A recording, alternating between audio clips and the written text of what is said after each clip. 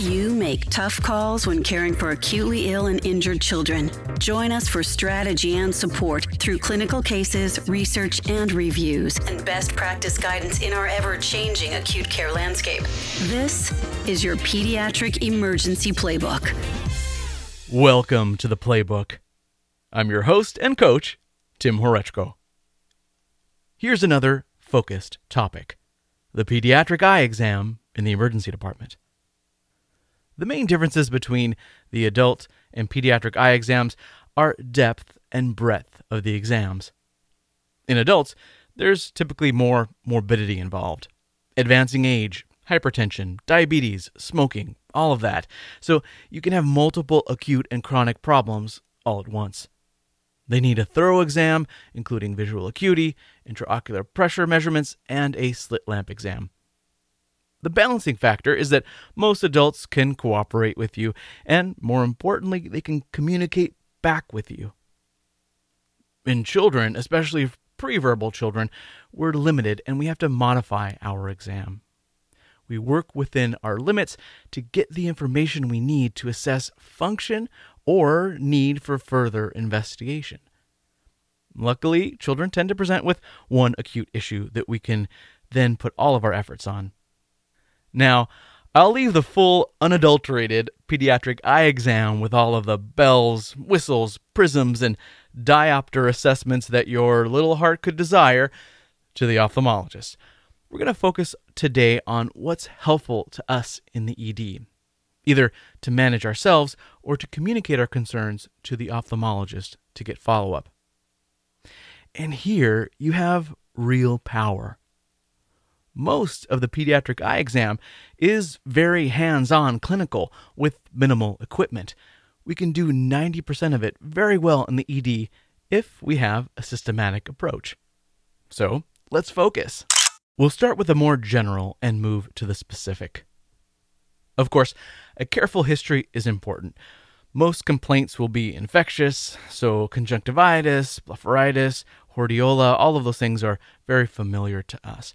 But beware, even infants can have something like glaucoma, which we may miss. More on that in a moment.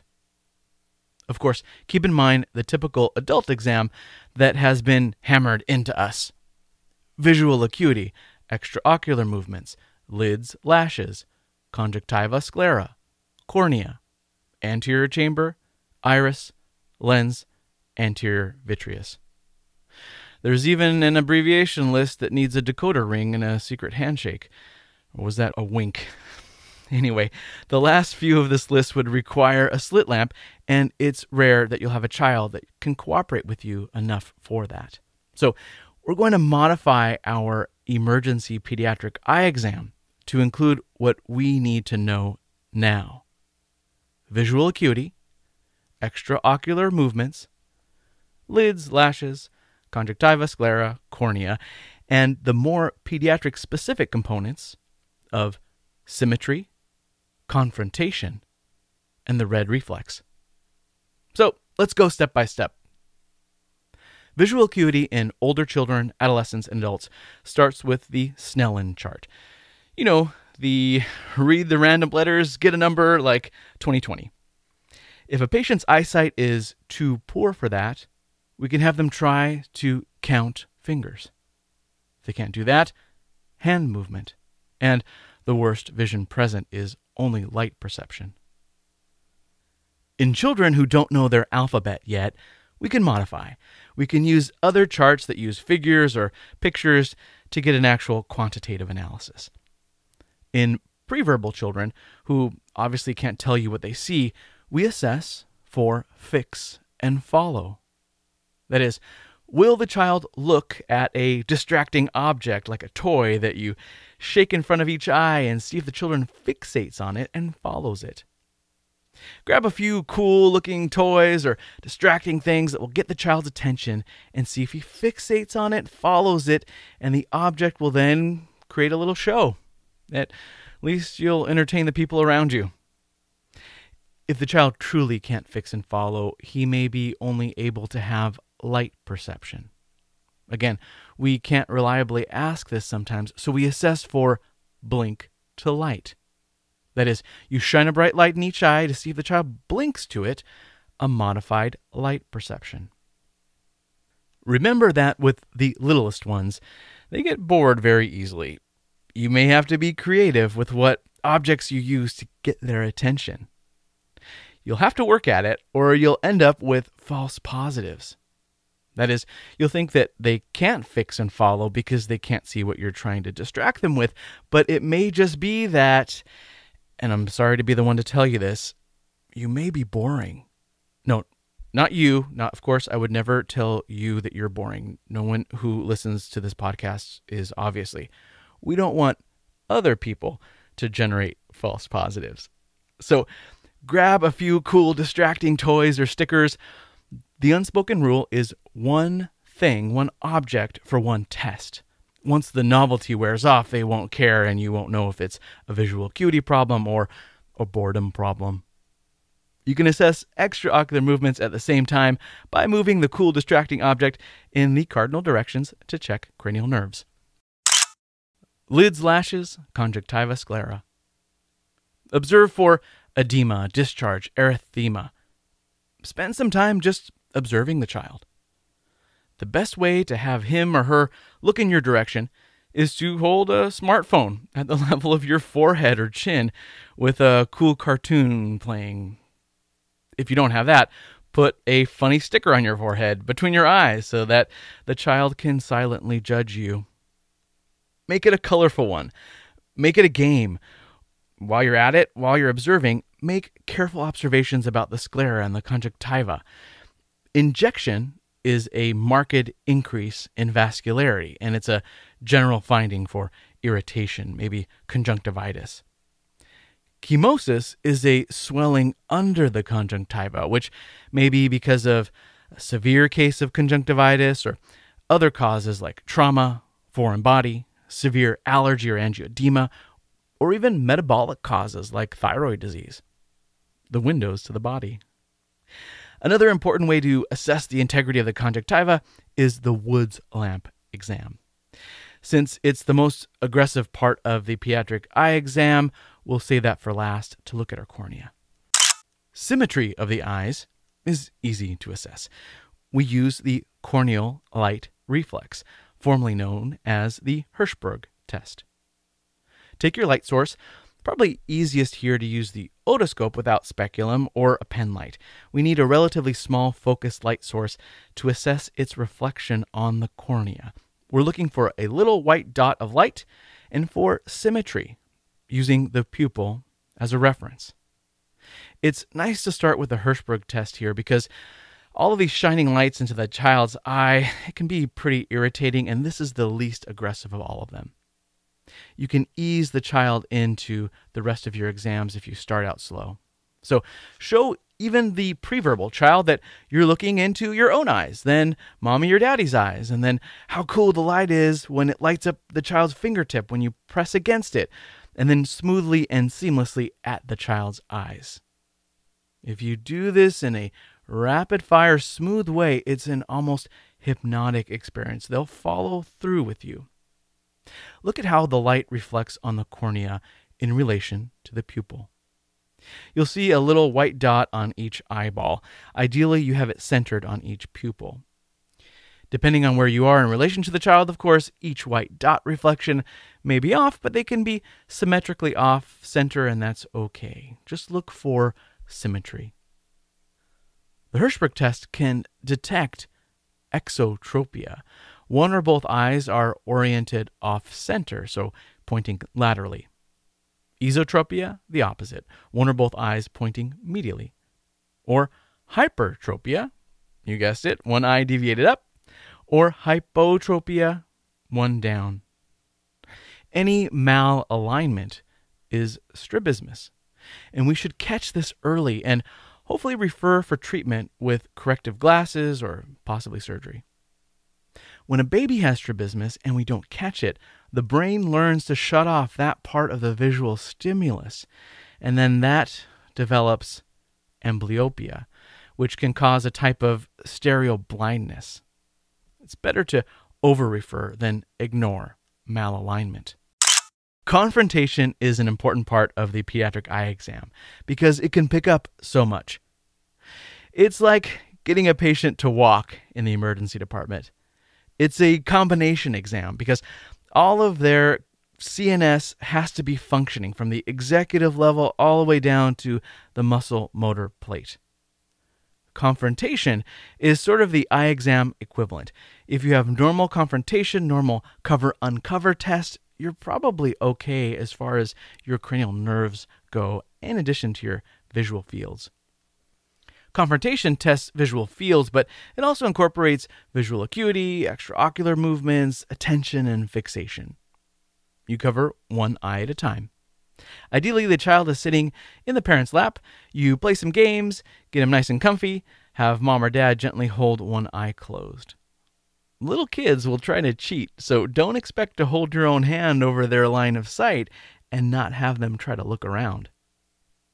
If the child consistently fusses or bats away the closed eye, it may mean that he favors it.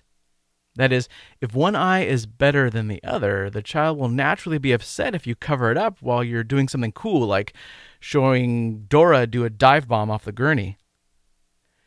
Pay attention to the little cues. Examine each eye separately.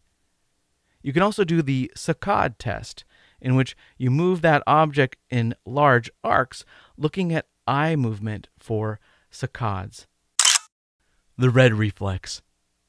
If you do this all the time, you will every so often catch something abnormal and possibly save that child's eye or maybe even his life. The red reflex. You know how it's annoying when you take a picture and the light catches your retina just so and you look like a red-eyed possessed person? That's a camera red reflex. The light bounces off of your retina and shines back a nice, healthy red-orange retina. If you don't have a red reflex, you may have a problem anywhere from the cornea to the aqueous humor, to the lens, to the vitreous humor, and back down to the retina, anywhere along that path. It's a nice screening tool because if it's normal, then you know the visual axis is clear. If it's not, you'll have to follow up. Of course, we always worry about seeing a white reflex, the cancerous entity of retinoblastoma, just lurking, just waiting for you to find it. How do you do it? The light should be down or off.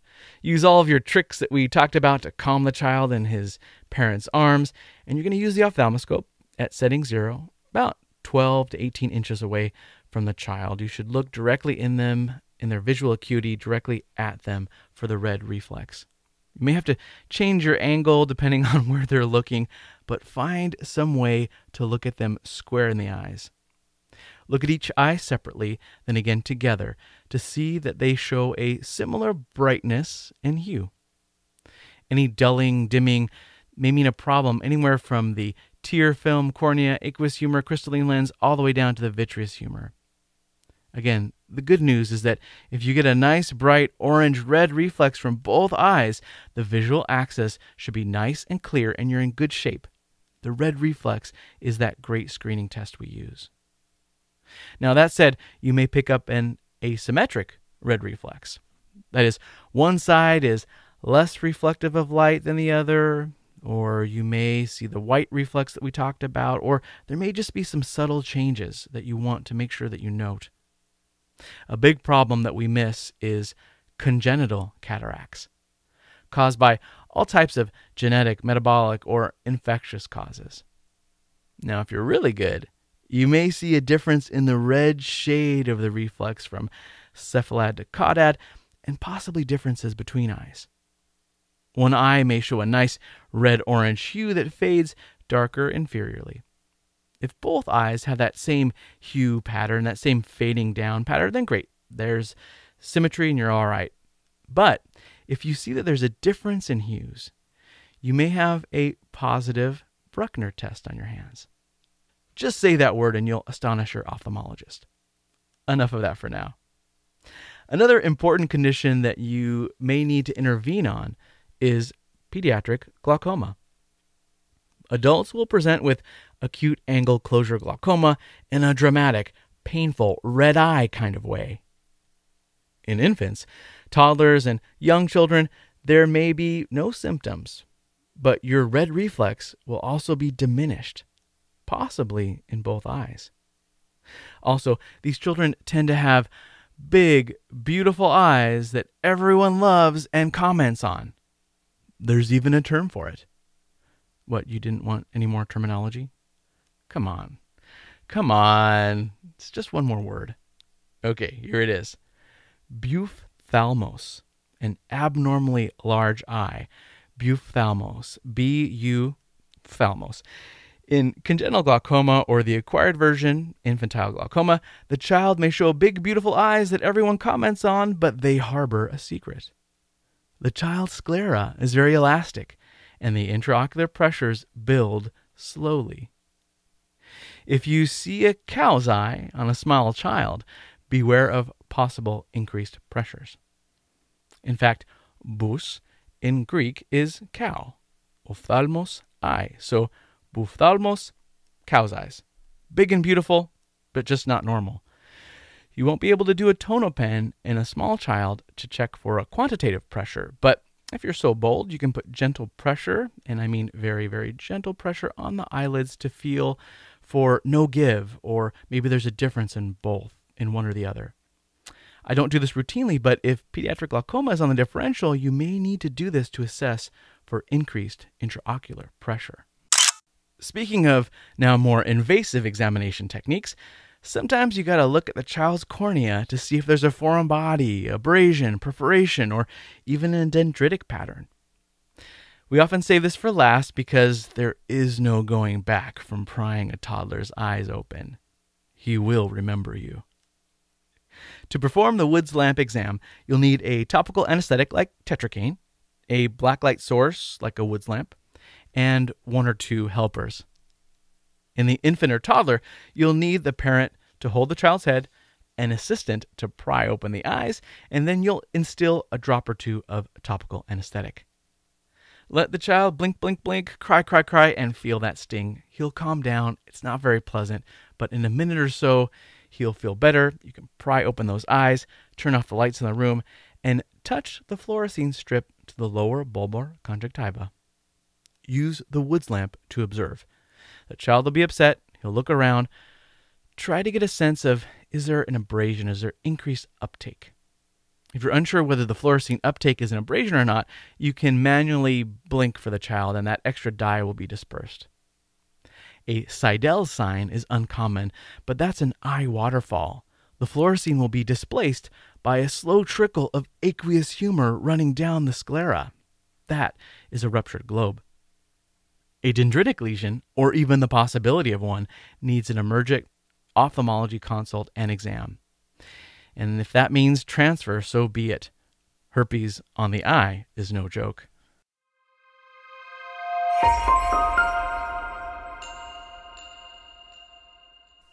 You have the power to get quite a bit of information.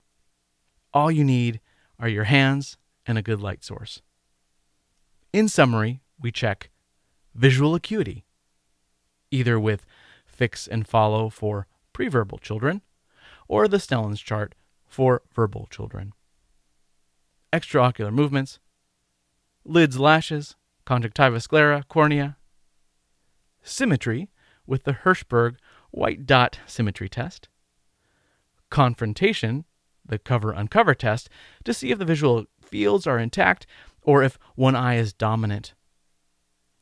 And the red reflex to see all the way through the visual axis back to the retina. Leukocoria, the white reflex, gets immediate referral to an ophthalmologist for possible retinoblastoma. Remember that even though our exam may be limited or rusty, focusing on symmetry of findings may be our biggest bang for the buck. Empower patients to seek further care and guide them through the process. Thank you for listening. And until next time, remember, you are the champion for the child in front of you. Take care. Thank you for listening to The Playbook. We welcome your comments, questions, and feedback. Email Tim at coach@pemplaybook.org or drop by our website for show notes and more strategy at pemplaybook.org. See you there.